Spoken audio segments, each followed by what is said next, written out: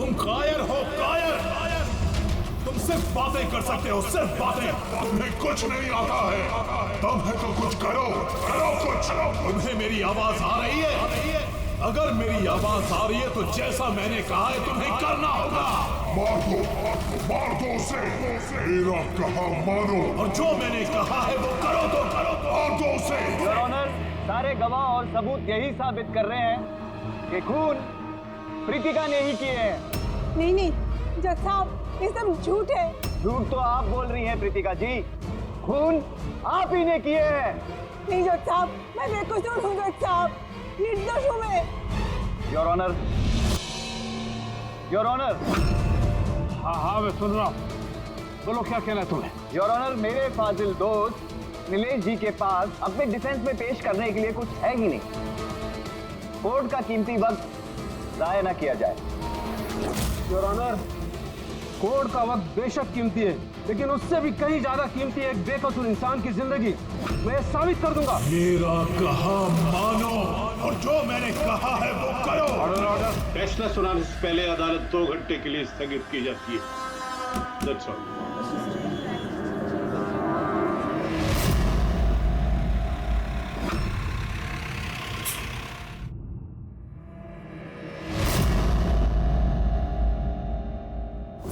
श्रीकांत, तुम्हें उसे मारना होगा। कर सकते हो ये, उसे जिंदा रहने का कोई हक नहीं है। उसका मरना जरूरी है। मार दो उसे।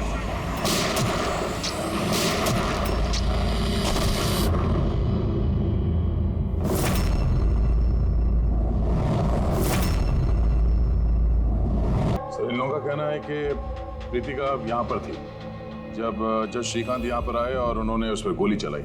उसके बाद वो यहाँ पर आकर खुद को गोली मार दी।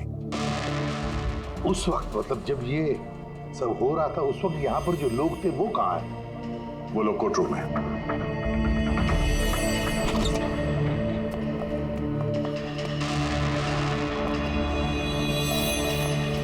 जरा डिटेल में बताइए क्या हुआ यहाँ पर। सर, एक केस की सुनवाई चल रही थी। जज श्रीकांत जी की हालत कुछ ठीक नहीं लग रही थी। उन्होंने 2 घंटे का रिसेशन लिया और अचानक चेंबर में आए और उन्होंने अपने आप को और प्रीतिका को गोली मार दी। लेकिन वो गन तो रखते ही नहीं थे। उनके पास गन कहाँ से आई? ये तो हमें भी नहीं पता सर कि गन आई कहाँ से, लेकिन गन उनके पास थी जरूर सर। तो गन का इंतजाम पहले से कर रखा है। लगता है जज साहब ने पूरी प्लानिंग की थी प्रीतिका का खून करने की। लगता तो ऐसे ही है। वैसे जज साहब की इस केस में कोई पर्सनल इन्वॉल्वमेंट थी? नहीं सर, ऐसा तो कुछ भी नहीं था। प्रीतिका के साथ कोई व्यक्तिगत दुश्मनी? जज साहब तो बहुत ही सुलझे हुए इंसान थे सर। केस के हर एक पहलू पर बहुत ही बारीकी से गौर करते थे सर। मुझे पिछले कई दिनों से लग रहा था कि कुछ न कुछ गलत जरूर है उनके साथ। मैम, क्या जज साहब की तबीयत ठीक नहीं थी? वो तो मुझे नहीं पता, लेकिन हाँ, उनको कुछ अजीब सी आवाजें सुनाई दे रही थी। वो सब हम एक बार। आ जाइए श्रीकांत, खाना लगा रही हूँ।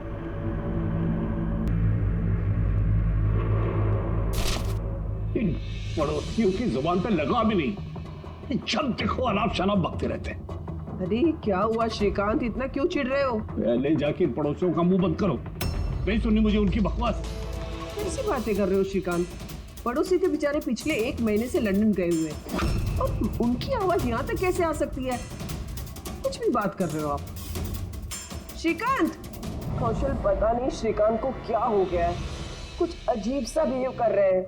और पता है तुम्हें, उसे पड़ोसियों की आवाज सुनाई दे रही है जबकि वो घर बंद है, वहां पे कोई नहीं है। किसे बता रही हो? किसे बता रही हो? और तुम क्या समझती हो? तुमसे झूठ बोल रहा हूं मैं? पूरा बात ऐसे, नाटक बंद करो। बताओ तुम लोगों ने इस घर में क्या छुपा रखा है? बताओ मुझे, बताओ। मैं सब जानता हूं, सब जानता हूं। तुम मुझे पागल बनाने की कोशिश कर रही हो ना? हैं? श्रीकांत, ये तुम्हें क्या हो गया है? हाँ? अपनी हालत देखो क्या बना के रखी है। और यहाँ पे कोई नहीं है, किसकी आवाज सुनाई दे रही है तुम्हें? सुनाई दे रही है मुझे, उनकी आवाज सुनाई दे। यही है, यही है। लेकिन मैं किसी की नहीं सुनूंगा, किसी की नहीं सुनूंगा। कहीं उन्हें कोई दिमागी बीमारी तो नहीं थी? नहीं सर, 15 अप्रैल तक तो ठीक थे, लेकिन हम रेड कैंडी हॉस्पिटल गए थे ना, उसके बाद ये सब कुछ होने लगा था उनके साथ। Red candy hospital?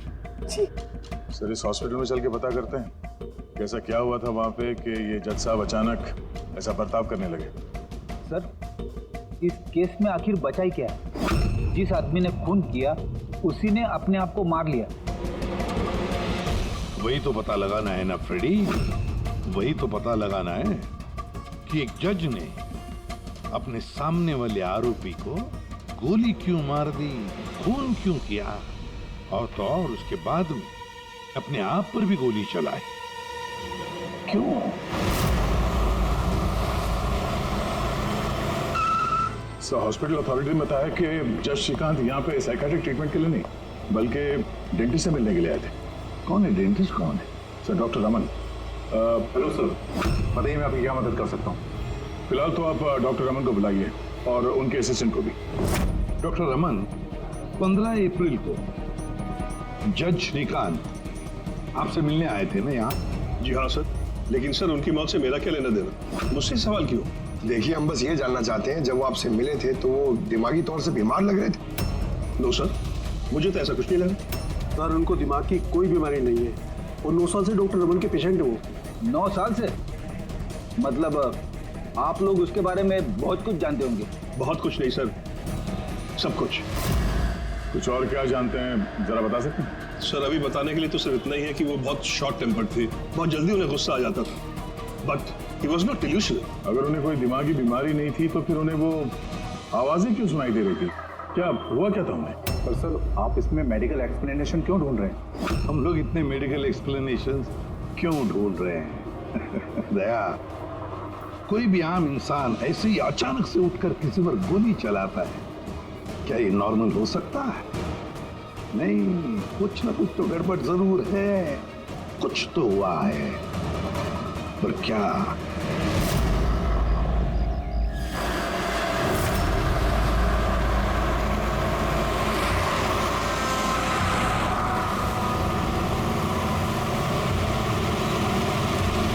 वीरेन, तुम बेकार की चिंता करते हो।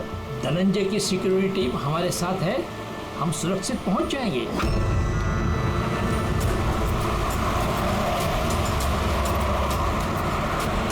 वो बात तो ठीक है, लेकिन आपको धमकियां मिल रही हैं। देखो वीरेन, हमारे कामों में धमकियां मिलती रहती है और ऐसी धमकियों से मुझे डर नहीं लगता है। देखो, डर तो मुझे भी नहीं लग रहा, क्योंकि मुझे धनंजय और उसकी टीम पे पूरा भरोसा है।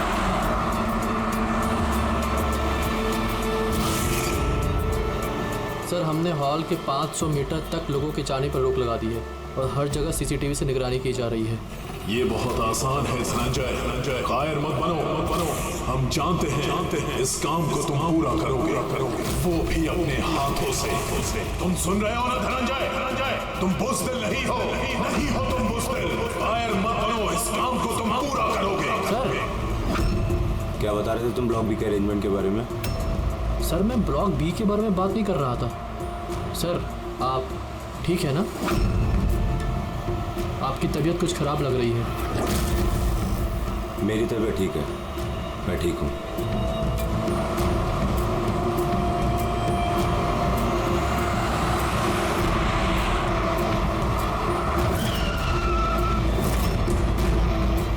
धनंजय, तुम्हें उसे मारना होगा। मार दो धनंजय, मार दो। गाड़ी रोको।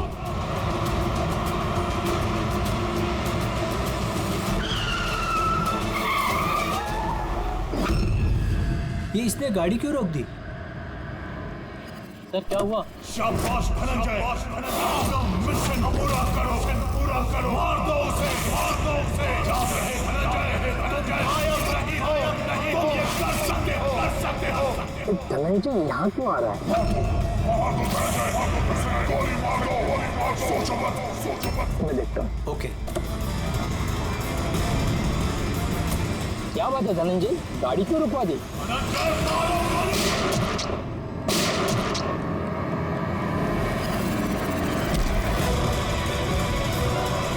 ओह माय गॉड! संजय जी, आपको क्या हो गया? धनंजय, ये क्या कर दिया तुमने?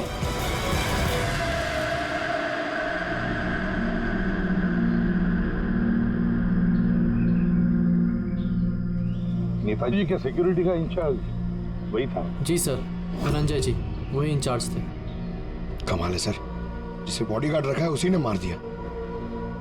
नेताजी को मारने की कोई खास वजह? सर ये तो धनंजय जी ही बता पाएंगे। इसे ही बात बता, गोली अंदर मारी या बाहर से? सर बाहर से मारी, कार के। धनंजय, धनंजय, सदमे में लगता है सर। तुम लोग क्या कर रहे थे? सर नेताजी की चिल्ड्रन फाउंडेशन की मीटिंग थी, वहाँ जा रहे थे। हमारी गाड़ी आगे थी और नेताजी की कार पीछे, और मैं धनंजय जी से नेताजी की सिक्योरिटी के बारे में बात कर रहा था, पर ये मेरी बातों में ध्यान नहीं दे रहे थे और कुछ खोए खोए से लग रहे थे सर। इनके चेहरे में एक अजीब सी बेचैनी थी। मैंने उनसे पूछा कि क्या हुआ, तो कुछ बहकी सी बातें करने लगे। सर जब श्रीकांत के साथ भी तो ऐसे ही हुआ था। तो ये दोनों केस एक जैसे तो नहीं है? और कोई साथ में था नेताजी के? वीरेन जी सर। वीरेन जी? जी सर। आप नेताजी के साथ थे ना? हाँ सर, मैं ही था। नेताजी ने आपको कुछ बताया इस धनंजय के बारे में? सर नेताजी हमेशा धनंजय की तारीफ किया करते थे, उनकी जान को खतरा था। अभी कुछ दिन पहले ही धनंजय ने उनकी जान बचाई थी। बड़ी अजीब बात है सर, कुछ दिन पहले जिस आदमी ने नेताजी की जान बचाई, आज उसी ने उनका खून कर दिया। गोली मारने के बाद धनंजय ने भागने की कोशिश की? नहीं सर, खुद को गोली मारने की कोशिश की थी। सब बड़ी मुश्किल से सिक्योरिटी वालों ने उन्हें रोका था सर। कमाल है सर, जज श्रीकांत ने खून करने के बाद अपने आप को गोली मार दी, और इसने भी अपने आप को गोली मारने की कोशिश की। काम करते हैं, धनंजय को ब्यूरो ले चलते हैं, वहीं से उससे पूछताछ करेंगे। और फिर एक बात समझ में नहीं आ रही है दया, खून करने के बाद खूनी अपने आप को गोली मार लेता क्यों?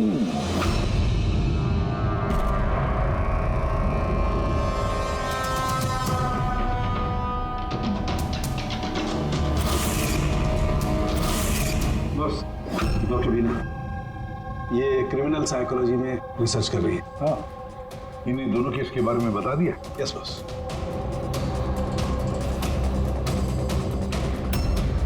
मेरा बेटा कहाँ है? मुझे उससे मिलना है। श्री नेताजी के सिक्योरिटी इंचार्ज धनंजय की माँ। उसे यहाँ क्यों लाए हो? देखिए, आपके बेटे ने नेताजी का खून किया है। जी नहीं, मेरा बेटा किसी की हत्या नहीं कर सकता। वो तो खुद बीमार है, उसकी दिमागी हालत ठीक नहीं है। क्या बीमारी है आपके बेटे को? पिछले कुछ दिनों से उसे कुछ आवाजें सुनाई देती है।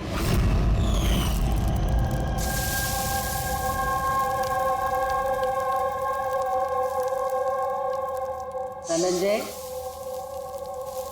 क्या बात है बेटा, बड़े परेशान लग रहे हो? ऑफिस में कोई प्रॉब्लम है क्या? कोई टेंशन? 2 दिनों से तुम मेरे साथ भी ठीक से बात नहीं कर रहे हो।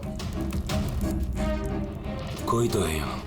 सुनो ना, मैं तुम्हारी फेवरेट सब्जी बना रही हूँ, पालक की। इस घर में कोई तो है जो मुझसे बात कर रहा है।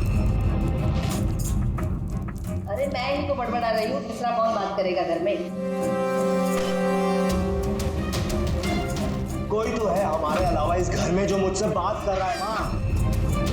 माँ, कोई तो है इस घर में हमारे अलावा। माँ, मुझे अजीब सी आवाजें सुनाई दे रही हैं, कोई मुझसे बात कर रहा है।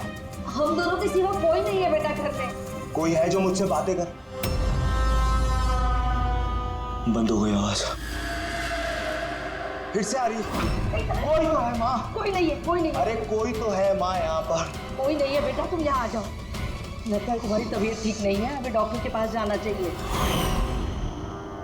लेकिन ऐसा तो स्किज़ोफ्रेनिया में होता है। स्किज़ोफ्रेनिया? हाँ, जैसे कि आप सभी लोग जानते हैं कि स्किज़ोफ्रेनिया एक मानसिक बीमारी होती है। ऐसे में पेशेंट को बहुत सारी आवाजें सुनाई देती हैं, लोग ना होने के बावजूद भी दिखाई देते हैं और पेशेंट अपने आप को मारने की कोशिश भी करता है। क्या आप मुझे बताएंगे कि इन दोनों पेशेंट की उम्र क्या थी? श्रीकांत जी की उम्र 50 साल और धनंजय 42 साल का। लेकिन इस उम्र में स्किज़ोफ्रेनिया नहीं होता। क्या मैं उनसे मिल सकती हूँ? मुझे पेशेंट से बात करनी है। हाँ बिल्कुल पूरी।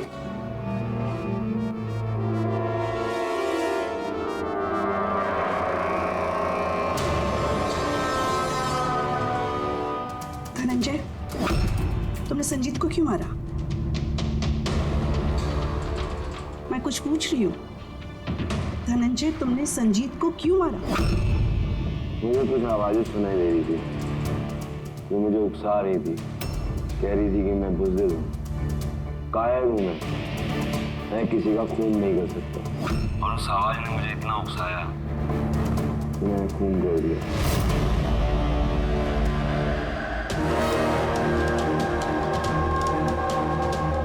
और ये तुम्हारा गाल? ये गाल क्यों सूजा हुआ है? मेरे दांत में इन्फेक्शन है।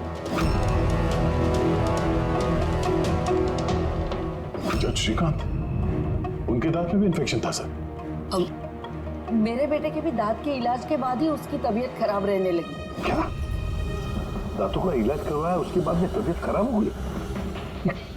किस डेंटिस्ट के पास इलाज करवा रहा था? Doctor Raman, red candy hospital.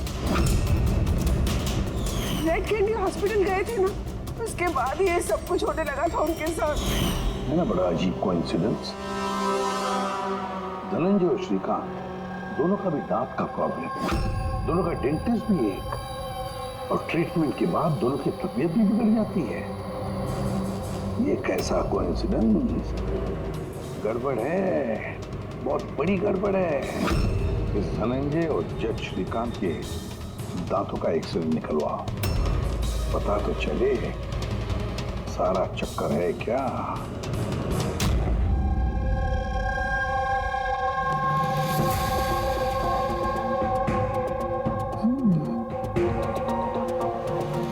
ये क्या हो सकता है? सर, ये देखिए। क्या? ये मार्क्स।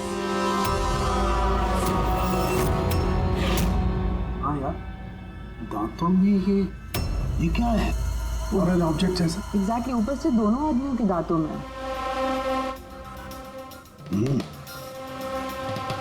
दोनों आदमियों के दांतों में कुछ फॉरेन बॉडी जैसा कुछ क्या हो सकता?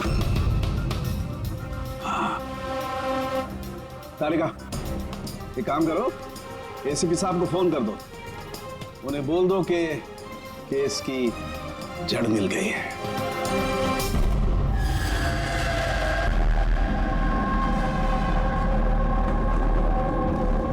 ये देखो बॉस, दोनों के दांतों में इस तरीके की चिप। ये तो बग है। हाँ, ये बग ही है। सर, ये तो जासूसी में इस्तेमाल होने वाला ट्रांसमीटर जैसा कुछ है। बॉस, इसके जरिए ही श्रीकांत और धनंजय को वो आवाजें सुनाई देती थी।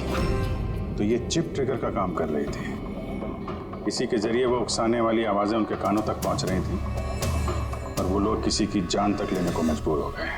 मुझे तो लगता है ये काम डॉक्टर रमन का ही है। उन्होंने ही दांतों की ट्रीटमेंट की थी। पूछताछ करनी पड़ेगी डॉक्टर रमन से, और एक एक्सपर्ट को भी बुलाओ, ट्रांसमीटर के बारे में पूरी जानकारी लेते हैं उससे। डॉक्टर रमन, दांत में ट्रांसमीटर लगाने का काम कब से शुरू कर दिया आपने? ट्रांसमीटर? हाँ। किस ट्रांसमीटर की बात कर रहे हैं आप सर? उसी ट्रांसमीटर की बात कर रहे हैं जो जज श्रीकांत और सिक्योरिटी ऑफिसर धनंजय के दांत में फिट किया गया था। देखिए, मेरा यकीन कीजिए, मैंने कोई ट्रांसमीटर नहीं लगाया है। ये क्या बकवास कर रहे हैं आप? डॉक्टर साहब, दांतों में ट्रांसमीटर क्यों लगवाएंगे? सर, आप हमारे हॉस्पिटल को बर्बाद करने पे तुले। डॉक्टर रमन हमारे हॉस्पिटल के जिम्मेदार डॉक्टर हैं सर। ये इस तरह का काम हरगिज नहीं कर सकते। और इस तरह का काम यहाँ पे हुआ तो है। हमें श्रीकांत और धनंजय के दाद से ये ट्रांसमीटर मिला है। और इन्हीं ट्रांसमीटर्स की वजह से वो दोनों भी स्किज़ोफ्रेनिक बन गए।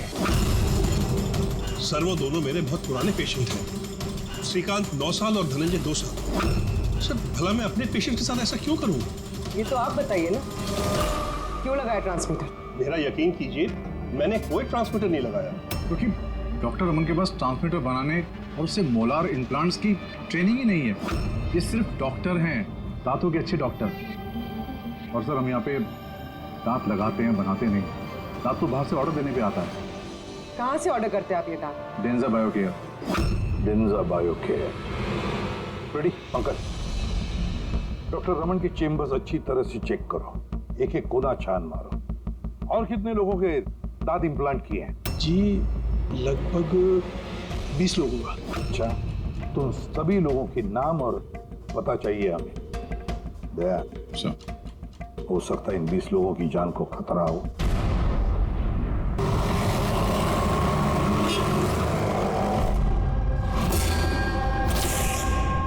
कुछ समझ में आ रहा है? हाँ सर, कुछ कुछ समझ में आ रहा है। यही कि ये ट्रांसमीटर जितना छोटा है उतना ही पावरफुल है। कितनी रेंज है इसकी? सर इसकी रेंज यही कोई 15 से 20 मीटर है। यानी अगर इस ट्रांसमीटर से किसी को कम्युनिकेट करना है तो उसे 15 से 20 मीटर के दायरे में रहना होगा। इसकी फ्रीक्वेंसी हम लोग ट्रैक कर सकते हैं? बिल्कुल ट्रैक कर सकते हैं, लेकिन उसके लिए हमें पहले ये जानना होगा कि ये ट्रांसमीटर कितने हर्ट्ज पे काम करता है। तो पता लगाओ कितने हर्ट्ज पे काम करता है ये, क्योंकि फ्रीक्वेंसी हमारे लिए बहुत जरूरी है। जहाँ पर ये फ्रीक्वेंसी एक्टिव होगी वहीं पर हमारा खोज ही होगा। ठीक है सर, आप थोड़ा सा वक्त दे दीजिए, मैं जल्दी पता लगाने की कोशिश करता हूँ। ठीक है। ये कहानी आके रुक जाती डॉक्टर रमन के नाम पर। सारा का सारा शब्द डॉक्टर रमन पे ही है। लेकिन सर वो अपने पुराने पेशेंट का खून क्यों करेगा? हाँ सर, हॉस्पिटल एडमिनिस्ट्रेटर बता रहा था कि ऐसा ट्रांसमीटर बनाने की काबिलियत डॉक्टर रमन में नहीं है। तो शक के घेरे में तो ये कविता और वीरेंद्र भी है। हो सकता है इनमें से किसी ने मारा। हो सकता है, बिल्कुल हो सकता है, लेकिन ये जो भी है वो 15 और 20 मीटर के दायरे में ही काम कर रहा है। तो उन 20 लोगों के बारे में क्या पता चला? जी सर, उनका आपस में कोई कनेक्शन नहीं है। यहाँ तक कि श्रीकांत और धनंजय ये भी एक दूसरे को नहीं जानते। फिर भी अभी उन 20 लोगों से जाकर मिलो, उनसे पूछो क्या उनके साथ भी वैसे हो रहा था जैसे धनंजय और श्रीकांत के साथ हो रहा था क्या? और एक बात, लॉर्ड चेम्बर और चेंबूर, पता लगा वहां पर कितने सेलफोन एक्टिव थे उस खून के दौरान। और देख उस दांत बनाने वाली कंपनी में जाकर पूछताछ करो, देखो कौन हो सकता है जो दांत में ट्रांसमीटर फिट कर सकता है।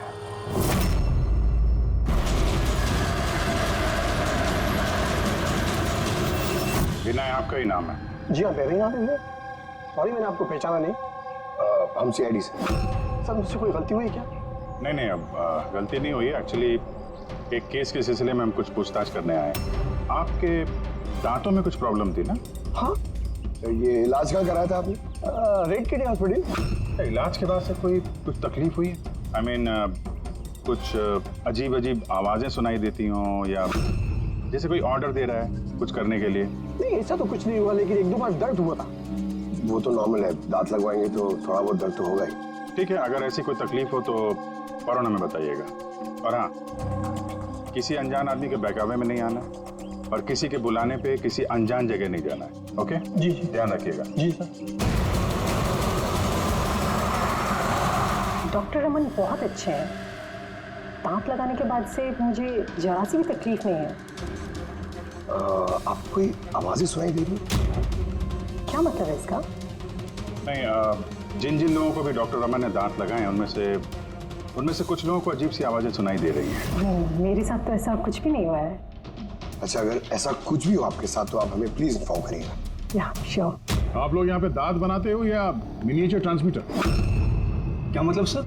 मतलब ये कि यहाँ पे दांतों में ट्रांसमीटर फिट किए जाते हैं, खून करने की साजिश रची जाती है यहाँ पे। हा? नहीं सर, आप लोगों को गलतफहमी हो गई है। हम इस तरह के इलीगल काम नहीं करते हैं। इलीगल काम हुआ है यहाँ पे। ये देखिए, रेड कैंडी हॉस्पिटल में आप लोगों ने ही दांत भेजे थे ना? जी हाँ मैडम। उसके अंदर ट्रांसमीटर फिट किए गए थे। जज श्रीकांत और सिक्योरिटी ऑफिसर धनंजय, उनके दांत यहीं पे बने थे ना? एक मिनट से मैं चेक करता हूँ।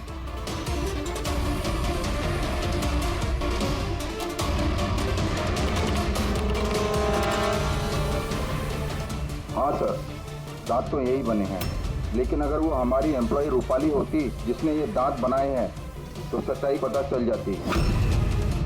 कहाँ है आपकी वो एम्प्लॉय रूपाली? वो तो कल रात गुजर गई। कैसे गुजर गई? उसे अस्थमा अटैक हुआ था, लेकिन हैरानी की बात तो ये है कि उसे कभी अस्थमा था ही नहीं। जी हाँ सर। उसके घर का एड्रेस देना सर। लगवाया आपने? सर 2 महीने हो गए। कोई प्रॉब्लम हुई आपको? नहीं, कोई प्रॉब्लम नहीं सर, जब से दांत लगाया सब ठीक है सर। कुछ आवाजें सुनाई दे रही हो अजीब अजीब सी? नहीं सर, पर हुआ क्या सर? देखिए, रेड कैंडी हॉस्पिटल में जितने लोगों ने भी ट्रीटमेंट कराया उन्हें कुछ प्रॉब्लम्स हो रही हैं और उनमें से 2 जन की तो मौत भी हो चुकी है। सर मैं मरना नहीं चाहता सर। नहीं, आप घबराइए मत, ऐसा कुछ नहीं है। आपको कभी भी ऐसी कोई प्रॉब्लम हो कि कुछ अजीब अजीब सी आवाजें सुनाई दे रही हो, या फिर कोई ऐसा आदमी दिख रहा हो जो है नहीं, मतलब दूसरे बोल रहे हैं कि किससे बात कर रहे हो, तो अगर ऐसा कभी हो तो फौरन हमें कांटेक्ट करिएगा। और कितने लोग बचे पंकज? सर चेक करने के लिए और 5 लोग बचे सर। 5 को भी जल्दी से जल्दी चेक करना होगा। क्या पता उस हत्यारे का अगला निशाना इन्हीं में से कोई हो। हाँ सर।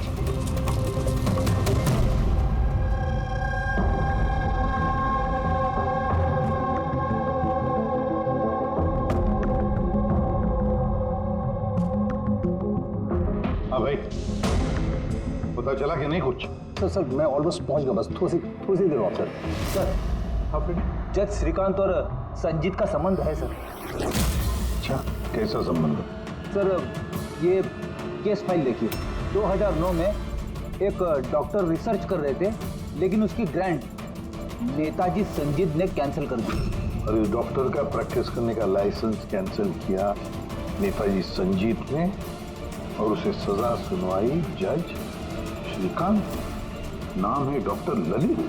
सर ये डॉक्टर ललित है कौन? पता लगाना पड़ेगा ये डॉक्टर ललित है कौन और किस बात पर रिसर्च कर रहा था। तो आपकी बेटी ने टूथ इम्प्लांट करवाया था? हाँ, अभी 2 दिन पहले ही कराया था इम्प्लांट रेड कैंडी हॉस्पिटल से। सर जिस दिन से टूथ इम्प्लांट करवाया है अजीब अजीब बातें करती है और बहुत डरी हुई भी है। मॉम, क्या हुआ, कुछ चाहिए? कोई आया क्या घर में? कोई भी तो नहीं। नहीं मॉम, कोई तो है घर में। मैं हूँ, तुम हो और पापा तो हांगकांग में है, और कोई आएगा तो बेल बजाएगा ना।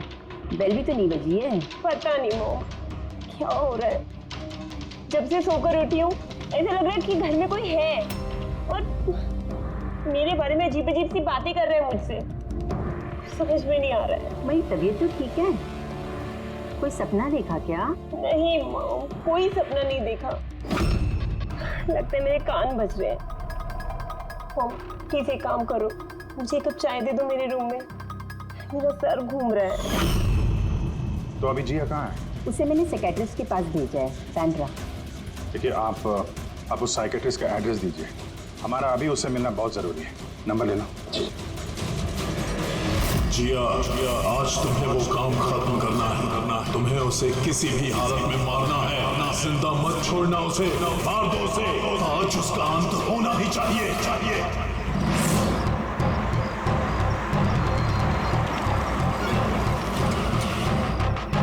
कहाँ जाएंगे मैडम? जेके मार्केट। उसे कहो तुम्हें जेके मार्केट जाना है। मैंने कहा मैडम कहाँ जाएंगे? जेके मार्केट। जी बैठिए।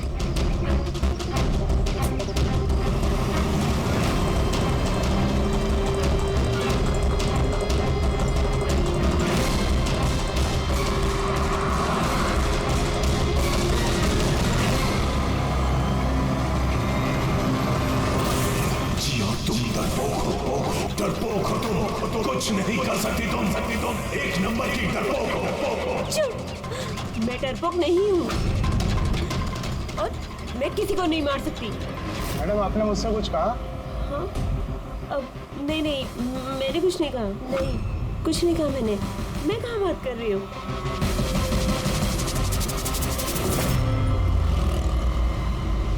जिया, तुम्हें उसे मारना होगा। तुम उसे जिंदा नहीं छोड़ सकती। तुम्हें उसे मारना होगा जिया, मारना होगा तुम्हें। नहीं, मैं किसी का खून नहीं करूंगी, किसी का भी नहीं। अरे भैया, गाड़ी क्यों रोक दी? मैडम, गाड़ी आगे नहीं जाएगी। क्यों नहीं जाएगी? मैंने कहा ना मैडम, गाड़ी आगे नहीं जाएगी। अगर ले जाना ही नहीं था तो बिठाया क्यों? मैडम, आप उतरती है या मैं गाड़ी से उतर जाऊं?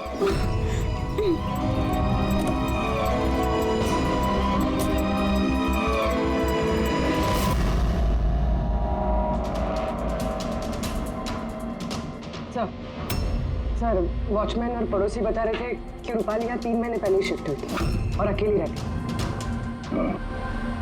फिर चेक करते हैं अच्छी तरह से।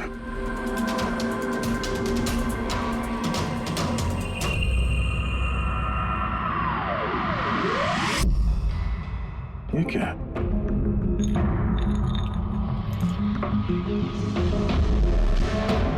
इतने सारे एयर ट्रांसमिटर्स।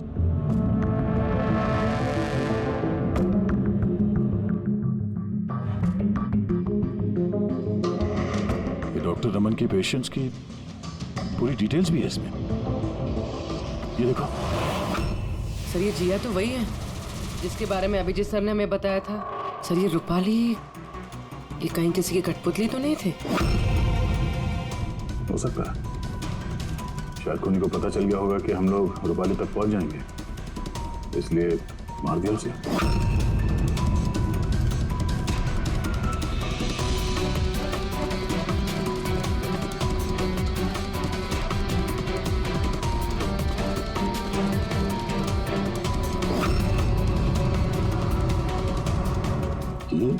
ये नेताजी, संजीत, वीरेन और जिया, इन तीनों के चेहरे पे रेड सर्कल। नेताजी के चेहरे पे क्रॉस मारा हुआ। नेताजी तो मारे गए, अब बचे ये वीरेन और ये जिया। मतलब अगला नंबर इनका है।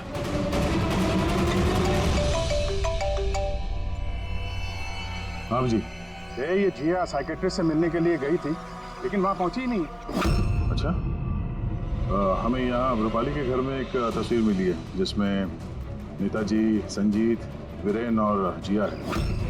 ये नेताजी के चेहरे पे तो क्रॉस मारा हुआ है, पर इन दोनों के चेहरे पे लाल पेन से सर्कल बना हुआ है।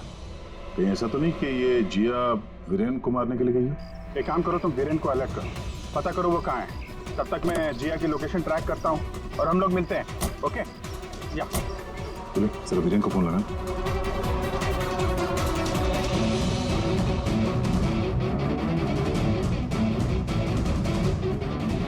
सर, वीरेन का फोन तो बंद है। सब मिल गया। हाँ सर, ये ट्रांसमीटर 1.8 मेगाहर्ट्ज से 2 मेगाहर्ट्ज के बीच में काम करता है। ग्रेट। 1.8 मेगाहर्ट्ज से 2 मेगाहर्ट्ज पर। हाँ सर। मेरी बात ध्यान से सुन लो। हाँ, पहले तो फ्रेडी ने कमाल कर दिया है। हाँ, रिसर्च करके ऐसा नाम निकाला है जिसका कनेक्शन इस नेताजी संजीत और जज श्रीकांत के साथ है। उस आदमी का नाम है डॉक्टर ललित। हाँ, डॉक्टर ललित। यस, मुझे तो ये डॉक्टर ललित ही बहुत गड़बड़ लग रहा है दया। मुझे तो उसी पे शक होने लगा है, क्योंकि डॉक्टर ललित का कुछ साल पहले इस नेताजी संजीत ने प्रैक्टिस करने का लाइसेंस कैंसिल कर दिया था, और फिर इस डॉक्टर ललित को जज श्रीकांत ने सजा सुनवाई। और हुआ क्या? पहले खून हुआ जज श्रीकांत का, और फिर उसके बाद में नेताजी संजीत मारा गया। ये खून कौन कर सकता है? ये डॉक्टर ललित ही कर सकता है। उसी का कनेक्शन है इन दोनों के साथ। बस अब डॉक्टर ललित जिस फ्रीक्वेंसी पर ऑपरेट करता है वो फ्रीक्वेंसी भी पता चल गई। हाँ, टेक्नो एक्सपर्ट ने बता दिया, 1.8 मेगाहर्ट्ज से लेके 2 मेगाहर्ट्ज तक। बस अब इस फ्रीक्वेंसी पर हम टैप करेंगे डॉक्टर ललित को। पता चलेगा ये डॉक्टर ललित किस किस से बात करता है और क्या बातें करता है। और दया, ये रेडियो फ्रीक्वेंसी 1.8 मेगाहर्ट्ज से 2 मेगाहर्ट्ज हमारे सारे पुलिस स्टेशन और रेडियो लाइन्स को बता दो। अब देखते हैं कब तक भागता है ये डॉक्टर ललित।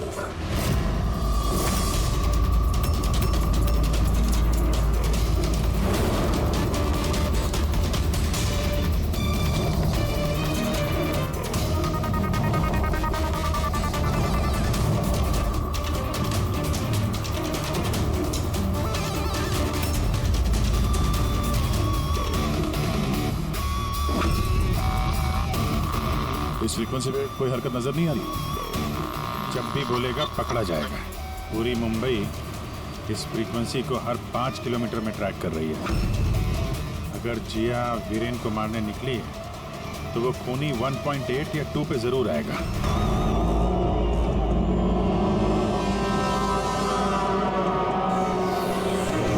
जाओ जिया, अपने काम को अंजाम दो। ये कौन हो सकता है जो संजीत के खूनी के बारे में मुझे बताने के लिए यहाँ बुलाया? जिया, उसे मारना होगा तुम्हें। उसे जिंदा रहने का कोई हक नहीं है।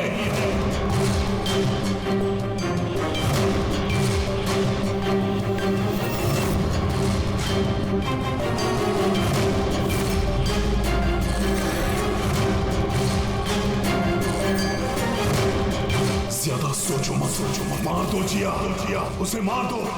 उसे जिंदा रहने का कोई हक नहीं है। उसकी तरफ देखो, पहचानो उसे, वो तुम्हारे सामने है। उसे जिंदा रहने का कोई हक नहीं। उसी की आवाज है। फ्रीक्वेंसी लोकेट करो। देखो, अपनी बैग से गन निकालो।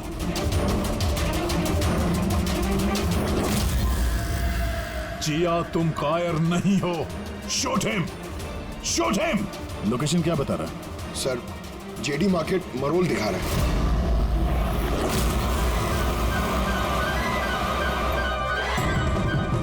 जिया, मारो उसे। सर, ये क्या हो रहा है? ये मुझे क्यों मारना चाहती थी? किसी ने मुझे फोन करके बुलाया कि संजीत की खूनी के बारे में बताने वाली थी। घबराइए नहीं, ये सब एक प्लान था। आप अभी सेफ है, आप जा सकते हैं। Okay sir, thank you. तो खूनी यहीं कहीं होगा। भीड़ में मिक्सअप हो गया है। सिग्नल यहीं है, देखते हैं।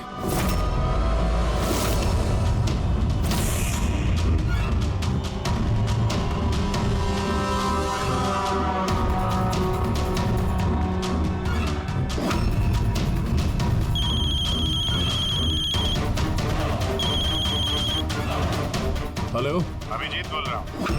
कभी हमसे भी मिल लिया करो। अरे इधर उधर क्या देख रहा है? तेरे पीछे हो। डॉक्टर ललित।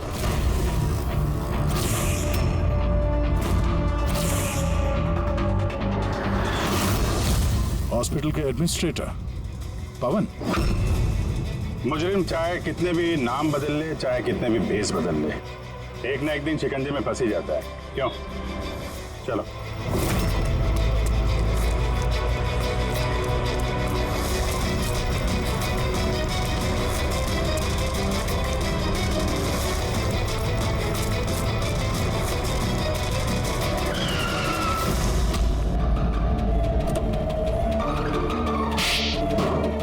जज श्रीकांत और नेताजी संजीत, इन लोगों का खून क्यों करवाया तुमने? से बदला लेना चाहता था।